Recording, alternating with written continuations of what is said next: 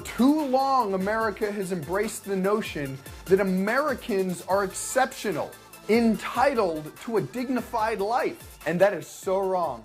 Americans are no more exceptional as humans created in God's image than anyone else in the world. What made us exceptional as Americans was the belief that man was created free, not enslaved.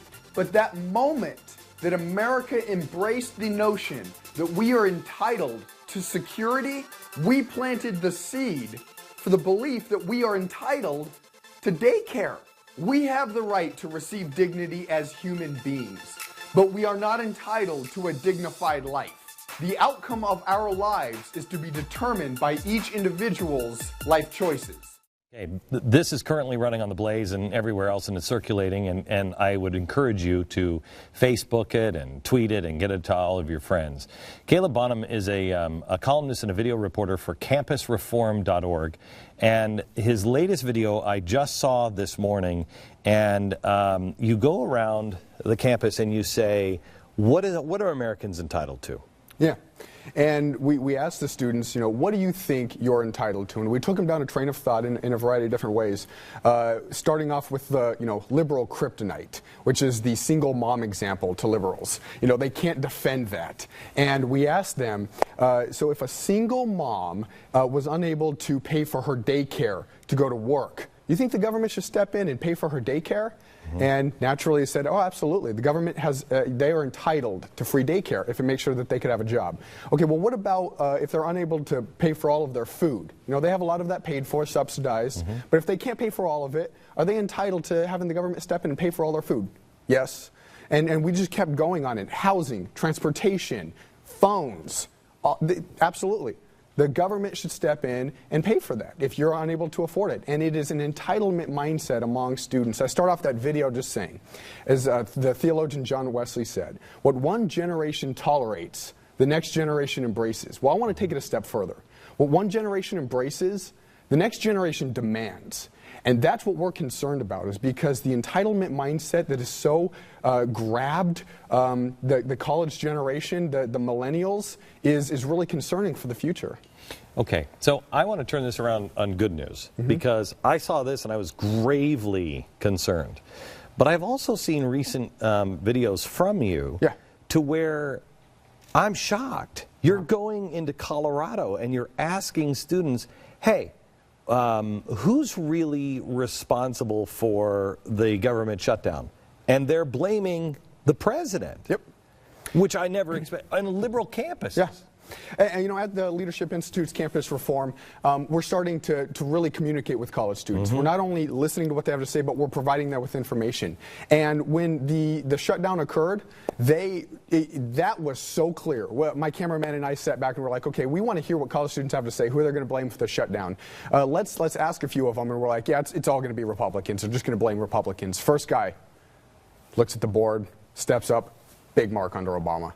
These guys got it there. Where I'm concerned is with the entitlement mindset. They understood, I think, the no negotiate with the government shutdown talking points that the White House was putting out. But do they, I have a good friend who's a Yale professor, and he said to me recently, he said, Glenn, college students know they've been lied to. Yeah.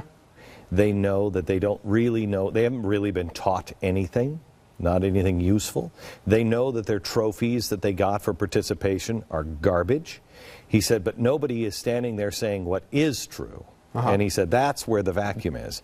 Do you believe that that the students are beginning to realize that what they've been raised to believe? Because that would go to entitlement. Because what I'm hearing you say is no. Actually, yes. The purpose of this video was to portray the truth of American exceptionalism, is that it's evolved over time, and they believe they're entitled because we're such an exceptional nation. There were many students that I didn't put in that video, because that was a purpose video, that actually came up to me, and I hold out the mic and I say, what are Americans entitled to? Life, liberty, the pursuit of happiness, freedom. There are many students that recognize that. They do feel they're being lied to. I think those students, though, that were in that video, the one girl, I believe, she's scared. She's scared of the future. Yeah, they're not buying necessarily the media narrative that's being put out, but they're scared of the future. And that's why they're turning in many situations to the government to provide some sort of security. They believe they're entitled to succeed, to not fail. But how do they, because they know that the debt, they know that everything that they're being entitled, right? They know that all this stuff is coming apart. Do they really think $17 trillion is going to magically work out? I can't answer for the whole college population. I do hear it on both sides. I am still a little concerned with how many college students dismiss the $17 trillion in debt, the hundreds of thousands of dollars that we as individuals owe on that. But I wouldn't. So tell me where, I'm trying to get a handle on, and maybe, you know, I promised you good news, but maybe I don't have any good news for you here. It's up here in the next couple of minutes. I thought we had some good news here.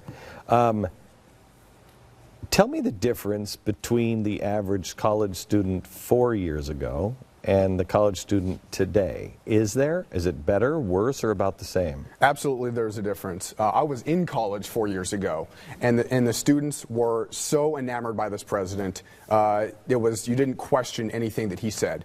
Today, there's big questioning going on. I think that the positive hope that I've gotten out of this is they recognize, in many cases, not all students, most of the ones featured in my video don't fall into this category. They realize the solution is not going to come from government. The solution is going to come from them, from individuals who are stepping up. Is there anybody that they are connecting with on the liberty side? You know, the Ron Paul types. Is there anybody on the horizon that you're seeing anybody talk about? Is there anything happening? I can't say that I've encountered a bunch of students that are supporting one particular candidate. I do think what you said earlier is that they've saw through it. They're not really connecting with somebody in government. Would the next guy who comes with a hope and change be able to grab them, or have they learned a lesson? I would hope that they have learned their lesson. I would hope so too, but that doesn't. I'll tell you, there's some of the more recent videos I've released. The students recognize that they're being lied to time and time again with the scandals that are being released to this administration. That they are not buying the narrative that it was the House that shut the whole government down when the president was telling them, I will not negotiate with a gun to my head. I'm really encouraged to see them move away from that, because most of these students now voted for him in 2012, not 2008. Okay, so I'm really encouraged by what you're doing, and I'm encouraged by what you're finding and the way you're handling it. And I asked you before you went on, all of your tapes can be viewed unedited, and you've not taken anybody out of context, which I think is great. How can we help you? And I mean, when I say me, I mean, or we, I don't just necessarily mean us. I mean the average viewer. Yeah. How can they help you? You know, you can definitely hear the message that Campus Reform is putting out. We're trying to put out a message of hope. We're trying to connect with college students. Tell me who Campus Reform is. Campus Reform is an organization. We're a news outlet for America's #1 source for news, as we have in all of our videos. And we are funded by the Leadership Institute, which is a wonderful organization in Washington, D.C., that is trying to train and activate conservatives. And so you go to campusreform.org, share all of the videos we create, share the Sunday opinion videos, which are my videos, the crossover series, where I'm trying to give you hope. I'm not only talking with college students in the week and producing videos about what's going on from their perspective, but on Sunday, I'm trying to inform you. And that's what we're doing. The whole team at Campus Reform, all of the time, are trying to inform young Americans and really activate the next generation of conservatives and make sure that they know they're not alone. That was the biggest thing for me when I was in college, Glenn. I felt alone. I know. And Campus Reform, all of the morning breakfasts that I go to, they ask, where are the young conservatives? Campus Reform.